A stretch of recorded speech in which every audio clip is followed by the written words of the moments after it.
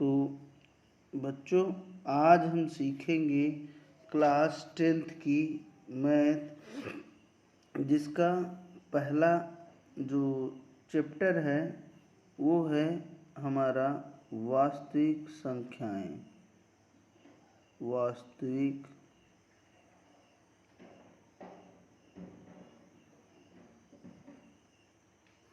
संख्याएं। तो वास्तविक संख्याएं आप इसके बारे में 9th में भी थोड़ा बहुत पढ़े होंगे। वास्तविक संख्याएं हमारी क्या कहलाती हैं इसको हम समझते हैं। तो सबसे पहले वास्तविक संख्या की क्या है हमारे पास परिभाषा वे सभी संख्याएं जिसमें परिमेय एवं परिमेय तथा अपरिमेय संख्याएं, परिमेय संख्या हो तथा अपरिमेय संख्या हो, इस प्रकार के समूह को, अपरिमेय संख्याएं हो, इस प्रकार के समूह को हम क्या बोलेंगे? वास्तविक संख्याएं। जैसे 3/4, 5/2 व √2, √3 पाई, ये सभी क्या हैं?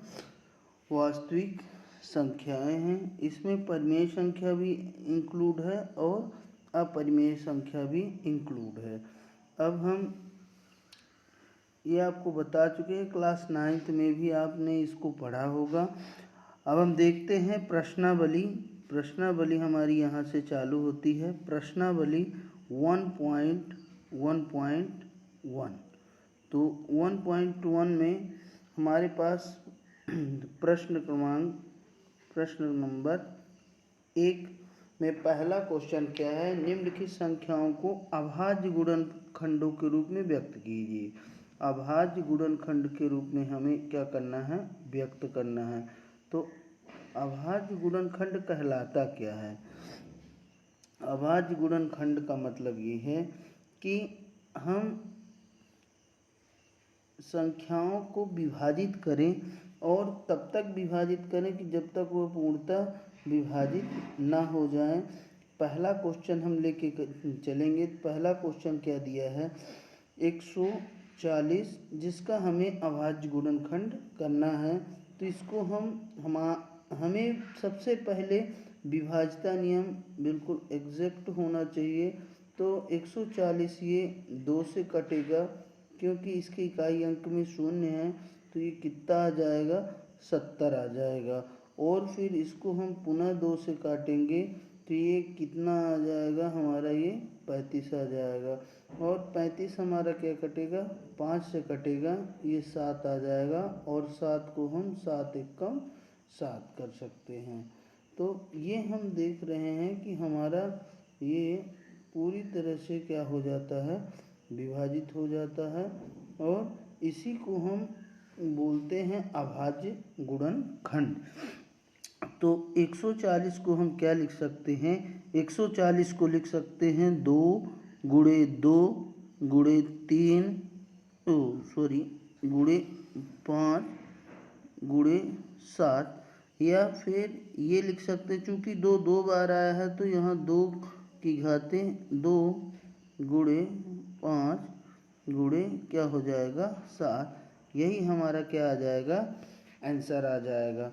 आपको अभाज्य गुणनखंड समझ में आ गया होगा। इसी प्रकार से हम दूसरा क्वेश्चन लेके चलते हैं। हमारे पास दिया है क्या? 156। 156 का हम गुणनखंड कर लेते हैं, अभाज्य गुणनखंड। तो हम पाते हैं कि इकाई अंक में क्या है? इसके इकाई अंक में 6 है। तो 6 को हम 2 से पहले विभाजित कर लेंगे। तो 2 सत्ते 14 और 2 अट्ठे क्या हो जाएगा? 16। ये आ गया 78। 78 में भी इकाई अंक में 8 है, तो ये 2 से विभाजित हो जाएगा। 2 तिया 6 और ये क्या हो जाएगा? 2 9 18। अब यहाँ पे क्या आ गया? 39 39। तो इसको हम 3 से विभाजित कर सकते हैं, क्योंकि अंकों का योगफल 9 और 3 12 हो रहा है, तो ये 3 से विभाजित हो जाएगा। तो 3 एकम 3 और 3 त्रिका 9, और अंत में ये 13 विषम संख्या, 13 एकम क्या हो जाएगा 13। तो हमारे पास क्या आ जाता है कि इसको हम लिख सकते हैं 2 गुणे 2 गुणे 3 गुणे 13।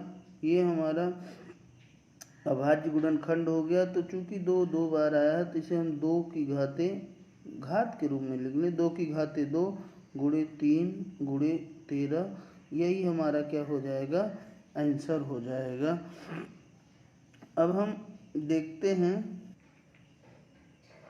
तो क्वेश्चन नंबर अब हम तीसरा देखते हैं। तीसरा क्वेश्चन हमारे पास जो है ये है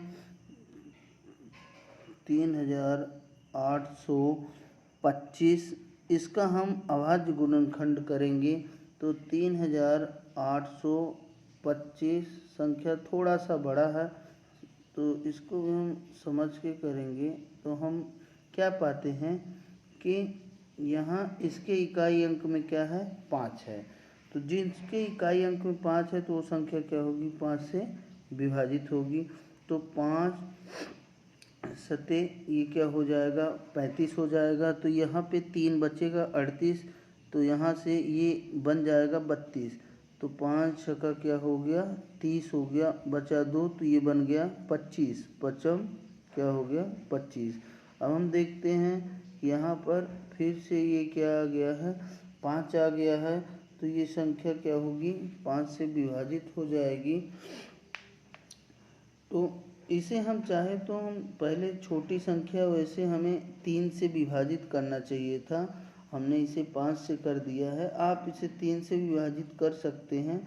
चलिए हो गया, देख ही लेते हैं कि इसे हम 3 से पहले विभाजित करें, क्योंकि ये संख्या के अंकों का जोड़ जो है, तो यहाँ मैं देख रहा हूँ कि संख्या के अंकों का जोड़ क्या हो रहा है, जो कि 3 से विभाजित हो रहा है। तो हमें पहले 5 से पहले इस संख्या को 3 से ही विभाजित करना होगा।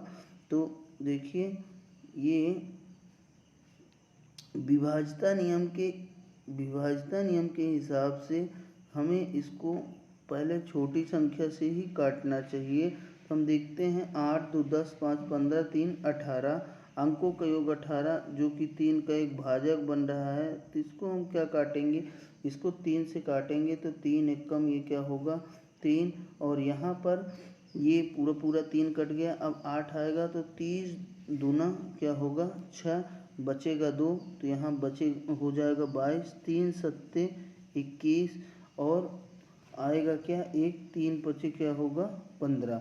हम देखते हैं कि ये संख्या क्या हो गई, पूरी कट गई। अब हम फिर अंकों का योगफल करते हैं। तो हम पाते हैं अंकों का जोड़, मतलब 5 7 12 2 14 1 15। क्योंकि अंकों का जोड़ क्या आ रहा है, 3 का एक भाजक है, तो अतः ये 3 से पुनः कट जाएगी। 3 चौके क्या होगा 12, 3 दूना 6, 1 3 पचे 15। अब हम देखते हैं कि अब ये अंकों का योग 4 2 6 6 5 11 हो रहा है। तो अब ये 3 से विभाजित नहीं होगी। अब हम 5 का विभाज्यता नियम देखते हैं। तो 5 का विभाज्यता नियम है कि जिनके इकाई अंक में क्या हो, 5 हो अथवा 0 हो, वो 5 से विभाजित होंगी। तो 5 अट्ठे ये क्या हो जाएगा 40, और बचा ये यहाँ पे 2, तो पचम क्या हो गया 25। अब ये किससे कटेगा, ये भी इकाई अंक में 5 है, तो ये 5 से क्या होगा पूर्णतः विभाजित होगा। तो 5 ये 17 पचे क्या आ जाएगा 85, और ये 17 विभाजित हो जाएगा खुद 17 एकम 17 से। तो हम इसको अभाज्य गुणनखंडों के रूप में जब लिखेंगे, तो क्या लिखेंगे, 3 गुणे 3 गुणे 5 गुणे 5 गुणे 17। तो अब घातों के रूप में चूंकि 3 2 बार आया है, तो 3 की घातें क्या आ जाएगी 2, गुणे 5 2 बार आया है, तो 5 की घातें क्या आ जाएगी 2 आ जाएगी, और गुणे क्या हो जाएगा 17, जो कि हमारा क्या होगा फाइनल में आंसर होगा। अब हम क्वेश्चन नंबर देखते हैं क्या, चौथा, इसको हम करते हैं। तो चौथा नंबर में दिया है क्या, 5005। इसको हम सॉल्व करने के लिए अभाज्य गुणनखंडों के रूप में हम देखते हैं कि चूँकि इसके इकाई अंक में क्या है, 5 है, तो इसे हम विभाजित कर सकते हैं 5005 को। सब में अभाज्य गुणनखंड की प्रक्रिया वही है, तो यहाँ हम देखते हैं कि यह 5 से क्या होगा, विभाजित हो जाएगा। 5 एकम 5, 0 0 और 5 एकम क्या हो जाएगा, 5। अब ये संख्या 1001 है। अब इसमें हम देखते हैं कि ये विभाज्यता नियम आपने छोटी क्लासों में पढ़ा होगा। यह संख्या अब हमारी 7 से विभाजित हो जाएगी। इसको हम विभाजित करते हैं तो हम पाते हैं कि ये 7 एकम क्या होगा, 7 बचा 3, 7 चौके 28 और 7 त्रिक क्या हो जाएगा, 21 हो जाएगा। अब यह संख्या 143 आ गई, जो कि विषम संख्या है। यह हमारा यदि हम देखते हैं सम और विषम अंकों का योगफल, अंकों का अंतर शून्य होता है, तो संख्या क्या होगी, 11 से विभाजित होगी। तो 11 एकम 11, 3 14, 11 तिहाई क्या हो जाएगा, 33। और फिर ये 13 एकम क्या होगा, 13। हम पाते हैं कि 5005 का जो गुणनखंड होगा, अभाज्य गुणनखंड, वो कितना होगा, 5 गुणे 7 गुणे 11 गुणते 13 होगा, जो कि हमारा फाइनल आंसर होगा। इसमें घात वगैरह हम नहीं चढ़ाएंगे क्योंकि ते हैं। अब हम देखते हैं क्वेश्चन नंबर 5वें क्वेश्चन में दिया हुआ है 7429। इसका हम अभाज्य गुणनखंड करेंगे तो हम पाते हैं कि यह संख्या शुरू में छोटे अंकों से नहीं कटती है। ये संख्या के लिए हमें डायरेक्ट बड़ी संख्या से थोड़ा काटना पड़ेगा। तो ये संख्या होगी आपकी क्या, 17। ये 17 से विभाजित होगा पूर्णतः। तो 17 चौको क्या हो जाएगा, 68 और 2 70 और 4 74 बचेगा 6, तो हो जाएगा 62। फिर जाएगा 17 या 51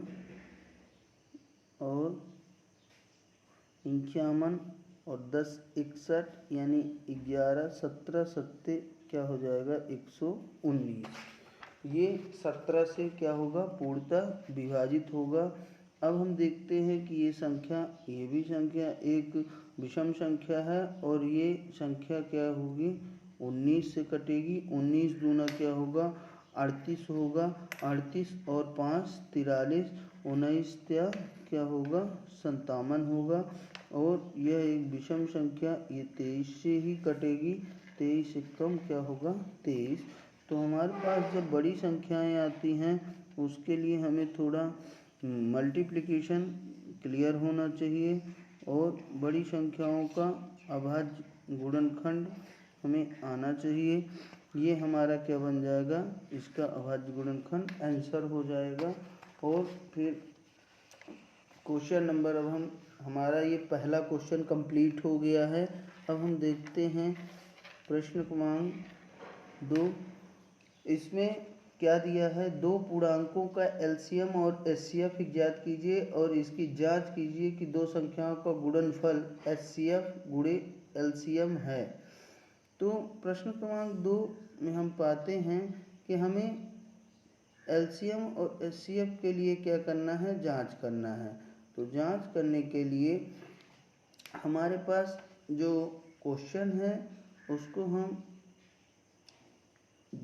सूत्र क्या रहेगा, प्रथम संख्या गुणे द्वितीय संख्या बराबर एलसीएम गुणे क्या होगा, एचसीएफ। ये हमारा सूत्र रहेगा। तो क्वेश्चन में पहले दिया है संख्या 26 व 91